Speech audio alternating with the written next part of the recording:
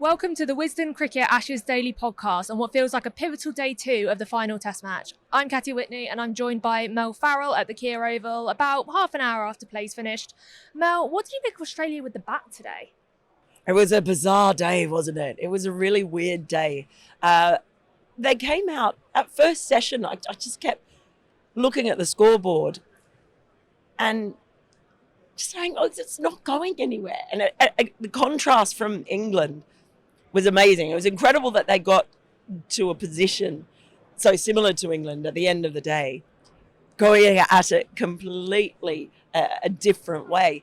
Yeah, and it was interesting asking Steve Smith about that afterwards, about the tactical thinking behind that. Were they trying to get Mark Wood into his third or fourth spells and really tire them out? And he actually said, no, there were no tactics. There was no plan. People were just batting how they were batting, which I thought was quite fascinating because that sort of made sense that they might do that they might try and sort of really grind Australia down. I know that's what a lot of people felt, and I did too, that that England should have done when Nathan Lyon was injured at Lord's for that period of time. And you came into the day feeling like Australia were in a really good position, and you got to lunch and you felt like, did we just have a session almost? So it was really, really strange. I thought, well, if they end up going on batting big, making a huge score, this is all going to make absolute sense, especially if England are knackered. Moeen already has an injury. But Australia aren't a side generally that has big collapses. It wasn't like a massive calamitous collapse today, but they did lose 5 for 70 after lunch, which is enough. And all of a sudden I was thinking back to all the stuff that the Bazballers have been saying about, well, you can go along and sort of play relatively risk-free cricket and then you get a good ball and the scoreboard hasn't moved. And it was almost like we saw the antithesis of that today. And they were very fortunate in the end that they had the Smith-Cummins partnership and that Todd Murphy came in and did really, really well, particularly against Mark Wood, maybe batted as well to Mark Wood as anybody has all series. So excuse me for my voice, by the way. This is the 8th test in 8 weeks and it's showing. But yeah, so it was just a weird day. And yet again, I get to the end of it and I've just got no idea what's really going on. And I felt that way yesterday after England had batted. I wasn't sure if that was a good score or not. So it continues to be difficult to judge. Absolutely. I think this morning was the first time in this series that it's actually felt pretty turgid. Oh, yeah. I think it was something like 21 runs in the first 14 overs of play or something. And that's not to say they didn't do a good job, because don't forget, Australia don't have to win this test match. So it's not on them to move the game forward in a way that moves it towards an Australia win. But yeah, this morning was actually quite hard to watch, I found. England did bowl well. So yeah, let's give England a lot of credit. The ball was doing quite a bit, and it obviously wasn't. But there was also part of you that wanted them to be a little bit more proactive. It didn't feel like it was particularly proactive. And seeing Marnus soak up that many balls, Steve Smith said they were absorbing pressure. So that's a real Bazball phrase as well, isn't it? Absorb pressure. He also used the term pull the trigger, which is another Bazball reference. So look, it's seeping into their conscience, whether they like it or not. Yeah, I mean, you're right to point out England did bowl well. I thought Jimmy Anderson actually bowled pretty well this morning. I think he probably bowled his best spell of the series this morning. Didn't pick up any wickets till he got Marsh after lunch to a chop on. He's just said in the to BBC TMS, I think, that he's not going to retire anytime soon. He's averaging more than 74 in the series so far. Mel, what do you think of the point Anderson's at right now? Yeah, well, it has been strange. It's been one of the series where you feel he hasn't made as much impact if you're looking at it in terms of wickets. I'm not sure that that's the only way that you judge Jimmy Anderson as well. For me, the fascinating thing about Jimmy Anderson is that the age he's at, the success he's had in England in particular, but also overseas in doing what he does so brilliantly and using the skills he has. But in the past 16 months, he has adapted and he's started doing things that he never has done before, whether it's, not taking the new ball, whether it's bowling periods of short pitch bowling. So he's basically embraced everything that they're doing, and he's happy to do jobs that might not be his natural way of taking wickets as well. So he's kind of gone away from it, but he's doing it because of the team, because he wants to do what the team wants, and he wants to do whatever Ben Stokes wants him to do. And within that, he's developed in other ways, and he's been brilliant in other series in the past sort of 16 months. So he's also having as much fun as he's ever had, and he's said that. So if he can continue, if he's just had a sort of not great series, if he continues to have an impact in other series, then, fair enough if his body can keep going. I guess it's hard to judge. We probably wouldn't be saying this if he was 5 years younger, right? So yeah. that's the main thing in there. If he was having slightly an off series.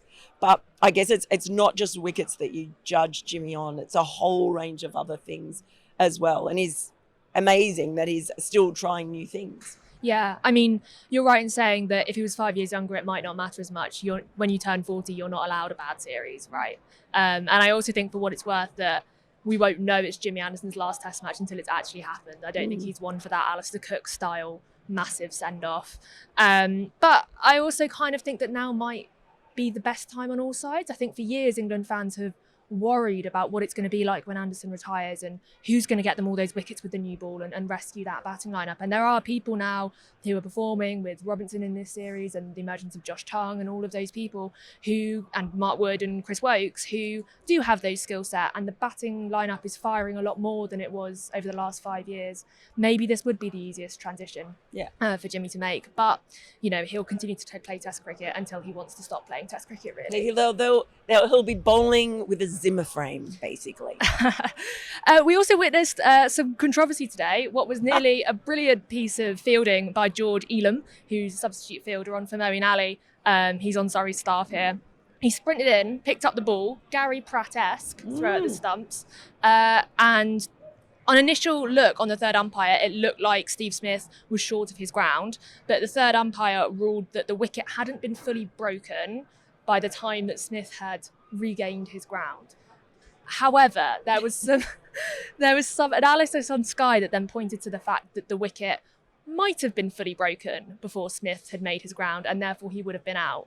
However, there was also some ambiguity over whether Johnny Bairstow had broken the wicket before the ball had even reached his hand. It's another one of those cricket is just ridiculous moments. What's your take on it? Yeah, cricket's a stupid sport. Yes. We talked about all of these, and that was basically the only thing that we could come to. Imagine trying to explain that to someone who was new to the game and hadn't watched cricket before. When you're down to having to talk about spigots and grooves, you're really in a lot of trouble. And Stuart Broad's just said he doesn't even really know what the rule is. And I also think it's one of those ones that you're probably going to look at it depending on which team you support. It's one of those ones where whichever way the decision had gone, someone would have a problem with it. One side would have an issue with it. I don't think the players actually had an issue with it at all, because if you're given out, you're given out. And it was so, just even listening to your explanation of it, when it's so convoluted, it's really hard. But I do think that of all the little gimmicks that have been introduced to cricket over the years, for various reasons, the one that has made the most cricket sense, and I think has been the best, is the zing bails. Yeah. Because in run-out situations, in stumping situations, they often remove some ambiguity. Whether they would have or not in this case, we don't know. Again, in the press conference, Stuart Broad told him that the umpire said to him, if there had been zing bails, that probably would have been out. And I'm actually not sure what that means. That's really strange one to me. But what it might have done is actually made things a little bit clearer to when the the stumps were broken, or maybe we need partial zing bails. That's what we need. We need half a light for partial and half a light for full, because both grooves have to be out apparently for the bail to be judged removed. Maybe we need Hawkeye on the zing bails. Maybe that's a new one that we could introduce. Well, yeah, and it comes carried in by spider cam. I just don't know. It's a really strange one, but the unfortunate thing for England was what happened after that point in time, because it was after then, and I don't. That was so celebrating really hard. And Steve Smith looked like he was gone for money and he was about to walk off anyway. And even after the replays, the England players were really celebrating as well. So whether or not there was a bit of deflation after that, but it just, that after that at that point, it could have really gone a different way for Australia, and England could have a healthy lead. But, sliding doors, coulda, woulda, shoulda. Yeah, well, when Steve Smith did eventually get out, playing a pretty ridiculous shot, to be honest with you, Todd Murphy came in and played Mark Wood better than any other Australia batter has probably played Mark Wood for the entirety of the time he's been playing in the series. And that meant Australia now have a slight lead going into day 3. Moeen Ali, we haven't seen him at all today. He hasn't taken the field. He's still got that groin injury. He's going to have to wait 120 minutes or until England are 5 wickets down before he can bat tomorrow. Mel, which one's going to happen first? Oh, wow. Hang on. That 120 minutes. Yep. It's 2 hours. So one session, 5 wickets down. No. I reckon 120 minutes first. That's the faithful response that we would want. I'm going in hard. I very rarely go in hard. I like to sit on the fence, but I'm going in hard on that. No, yeah. What are your predictions for the rest of tomorrow? What do you think is going to happen? I just don't know. Like we have with all of this, it's going to be pretty interesting to see how the pitch plays, because you'd think day 3 here at the Oval is generally the best day for batting. So things brighten up a little bit as well. Might be a little bit of rain around. Oh, great. England are going to go for it, aren't they? It's going to be more of the same. England are going to go for it. And maybe this will be one of the most Bazball-y kind of innings that we see all series. It could probably go one of 2 ways. This is like 120 minutes or 5 wickets down. That probably sums up tomorrow. It's either England go for it and put on a really, really, really good score, or this is where it all comes horribly unstuck and they have a bit of a collapse, and Australia, we might be heading for a 4-day test. Could we be heading for a 4-day test? Yeah. So basically the speculation is at the start of every day's play for this series, England might go really well or they might go really badly. Yeah, that's it. Yeah. That's my only prediction. It's the only way I can know, because after every day I still go, not really sure here. There's every chance that we'll be here at the end of the day tomorrow. Not here, because I'm not doing the pod tomorrow, but we will be here at the end of tomorrow going, who's on top? Just like every day in the series. Well, we'll find out tomorrow. Thanks, Mel. We're in for another thrilling day of Test cricket at the Kia Oval tomorrow. You can tune into the pod to hear us dissect all the crucial events from another pivotal day.